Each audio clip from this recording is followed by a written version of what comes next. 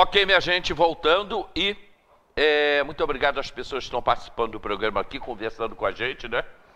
E inclusive pessoal lá do interior. Muito obrigado mesmo. Vamos falar aqui sobre a taxa de remanejamento. O prefeito queria 30% de 1.070.000. Dava 300 e tantos milhões de reais. A Câmara aprovou, aí veio o veto e a Câmara aprovou simplesmente, simplesmente não, a Câmara aprovou 5%, que dá 53.200.000 reais. Esse dinheiro, 53 milhões, isso é um bom dinheiro para remanejar, né? E ele pode pedir. Hã? Pode pedir mais. Pode pedir mais. Pode, a Câmara autoriza ou não. O convívio da Câmara com o Executivo, quando ele é bem salutar, assim, uma coisa não pode ser subserviente, mas é um convívio razoável. A administração pública da população depende de um bom convívio entre Executivo e Legislativo. É importante, porque quando passa a eleição, é viabilizar a governabilidade. Viabilizar a governabilidade depende do Executivo e do Legislativo, que são poderes políticos, principalmente isso. Quando o convívio não é bom, eu acho que 5% já foi muito. Pode se dar menos, podia dar 2%. É achismo meu, mas poderia ser 2%.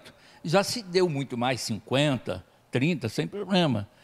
Quando o convívio é bom, confiança no prefeito, se dá a verba e remaneja da saúde para a educação. É raro saúde e educação entrar nisso, porque são secretarias que têm verba específica, que têm percentual, que têm a obrigação por lei de se cumprir, mas outras secretarias remanejam dali para cá e tal, faz esse remanejamento. Mas isso, eu sempre falo com um pouco de exagero, que orçamento é uma peça de ficção. Um pouco peça de ficção. Isso está diminuindo porque a legislação vem apertando um pouco. Mas se o prefeito precisa de um dinheiro para uma questão de construção ou de melhoria ou de investimento numa área que o orçamento foi aprovado, foi pequeno, ele pede suplementação para a Câmara e a Câmara autoriza. Preciso de 50 milhões para isso, preciso de 10 milhões para aquilo. A Câmara vai analisar e aprova ele fazer esse remanejamento.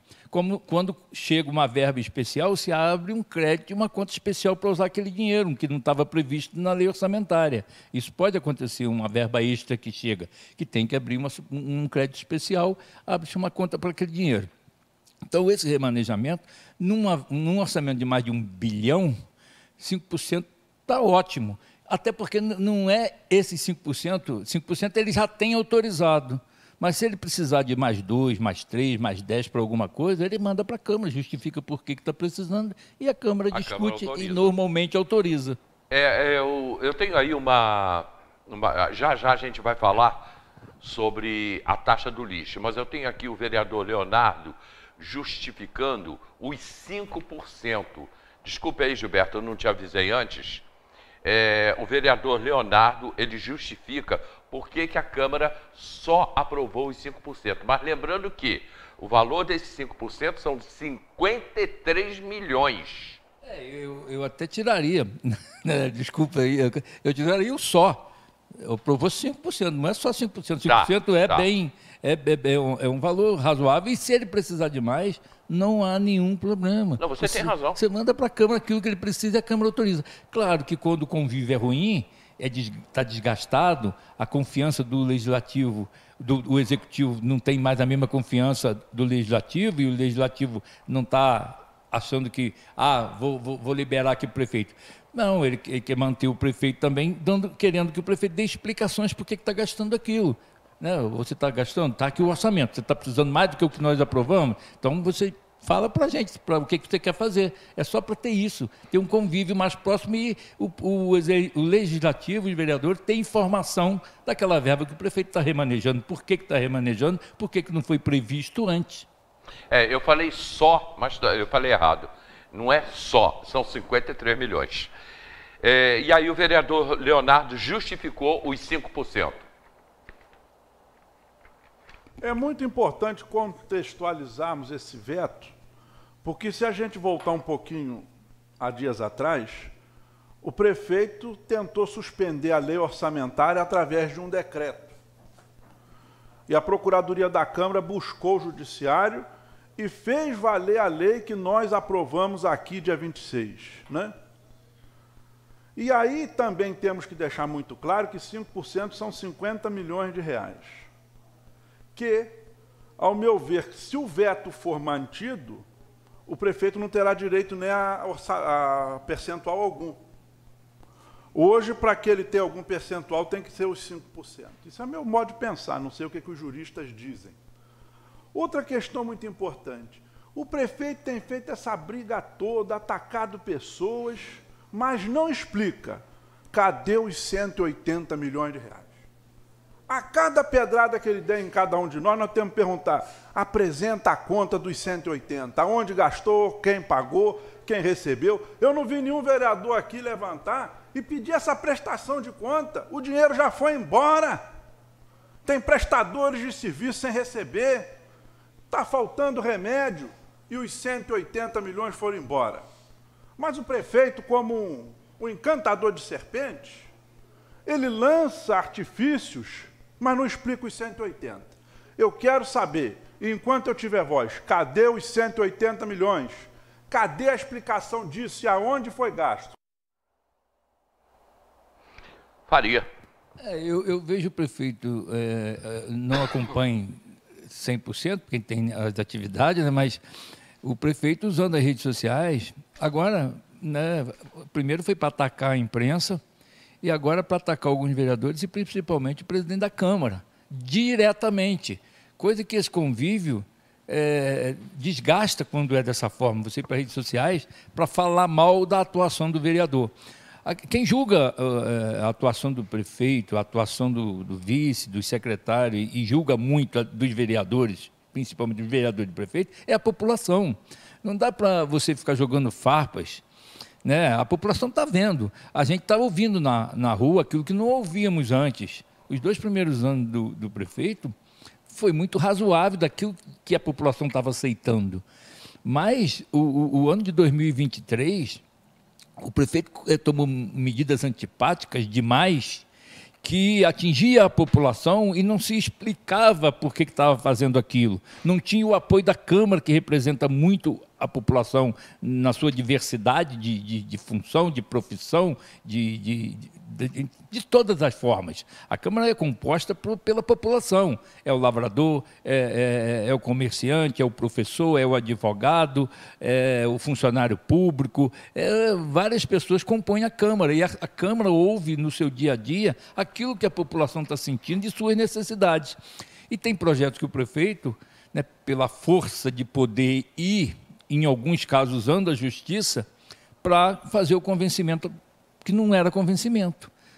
Se você for falar do aterro sanitário, se você for falar da questão da água, como foi feita, você vai ver que 90% ou mais da população é contra. Não se justificou o suficiente para ela aceitar. E a própria Câmara, o prefeito não conseguiu ter a Câmara para apoiar esse projeto que ele tanto queria.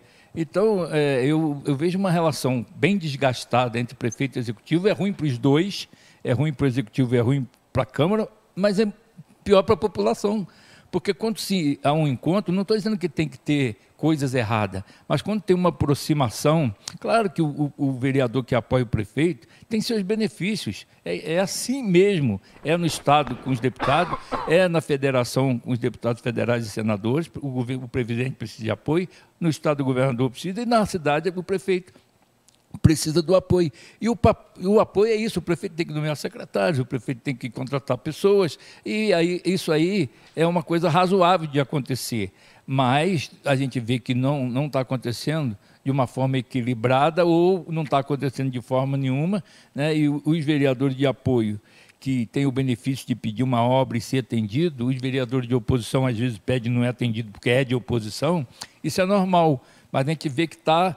A fala do Rangel ali coloca um vereador que a gente sabe que é equilibrado, um vereador que tem, né, um posicionamento sempre de autenticidade, né, de marca, e expõe aquilo que ele está pensando, ele com muita força, muito contundente na fala, né, forte demais, porque é um relacionamento desgastado. Dá para perceber que está muito desgastado a relação legislativo e executivo.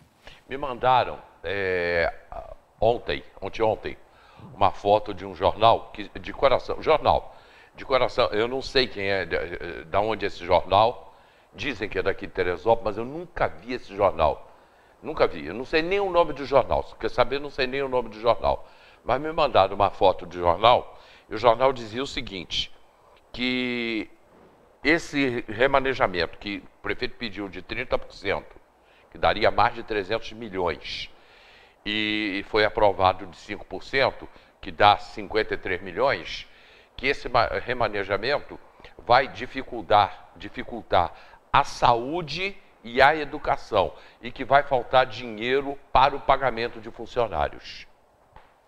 Mas não foi aprovado. Ele pediu 30, mas será que ele vai conseguir na justiça isso?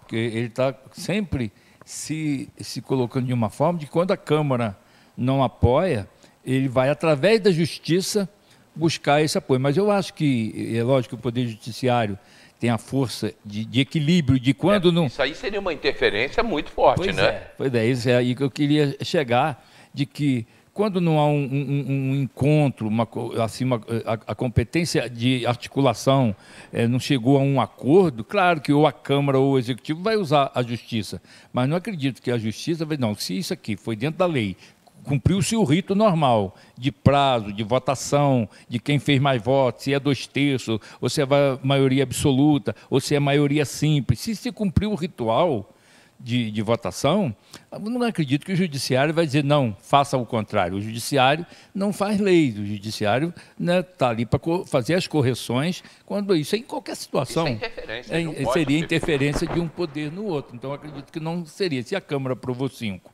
e foi aprovado, foi discutido, teve parecer da comissão, os vereadores votaram a favor e votou 5, vai ser 5%. Mas no caso desse jornal, o jornal disse que faltaria dinheiro para a saúde, para a educação e para pagamento de funcionário. Eu nunca acredito que a gestão seja tão fraca assim. Até porque não pode faltar, porque a lei obriga todos os prefeitos do Brasil, todos os governadores, em todas as esferas e no município, ele é obrigado a gastar no mínimo 15% com a saúde e obrigado a gastar no mínimo 25% com a educação, e em Teresópolis ele é obrigado a gastar no mínimo 30% com a educação. Desses 30%, 5% para necessidades especiais. Espero que ainda esteja assim na lei orgânica, quando nós fizemos em 89. No início de 89, nós fizemos a lei orgânica e colocamos que no município de Teresópolis, a gente botou que a educação seria 30% do orçamento. Dos 30%, 5% para os alunos de necessidades especiais. Então, isso lá, há mais de 30 anos, já se estava, né, pensando na prioridade que da educação. Com os anos se passaram, a educação hoje tem recurso que há 35 anos não tinha. Então, talvez pudesse se pensar em alguma alteração, mas é o que está lá e que o prefeito é obrigado a gastar, não tem jeito, é o mínimo ele tem que gastar. Pode gastar mais, mas menos não. Tá, porque a gente está falando de 1 bilhão, que é o orçamento dele para esse ano, né? É uma cidade que não dobrou a população e quadriplicou o orçamento. O orçamento que era de 200 milhões, hoje está em 1 bi. Né? E a população que tinha 100 e poucos mil, hoje tem 180. Então, ela não quadriplicou aí a população. Não tem 600 mil. Não, de acordo com o IBGE, 165 mil, né? O IBGE deu menos. Vamos nessa? Eu vou para o comercial e já eu volto. Aí eu venho falando sobre a taxa do lixo. Aí o assunto é taxa do lixo. Tem coleta de lixo em Teresópolis? Ela está boa? Justifica uma cobrança da taxa do lixo? Ou você já paga a taxa do lixo dentro do IPTU? A gente volta já com esse assunto. Lembrando o seguinte, 2643-4497, Super Gás Brás, ali na Barra do Imbuí. Super Gás Brás, a gente volta já.